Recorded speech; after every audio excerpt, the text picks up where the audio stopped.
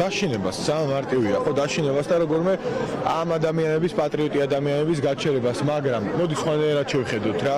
მე-20 დღეა საქართველოს პატრიოტი მოქალაქეები და არა მარტო თბილისში, არამედ რამდენიმე 20-მდე ქალაქში იყო პერმანენტული აქციები, ამტკიცებენ იმას, რომ მათ წინააღმდეგ თავისუფლების წურვილის წინააღმდეგ, თავისუფლების ბრძოლის წინააღმდეგ, ზოგადად სინდისის წინააღმდეგ ვერ იმუშავა რობოკოპმა, ვერ იმუშავა ეგრეთ წოდებულმა სპეცრაზმა, ვერ იმუშავა წყლისჭაულმა, გაზმა, რეზინის ტყუებმა, სახლებთან დახვედრებმა, სასტიკაცემებმა, წამებამ და დაპატიმრებებმა, ხო, უკანონო პატიმრობებმა. ეს ადამიანები მაინც აქ დგან.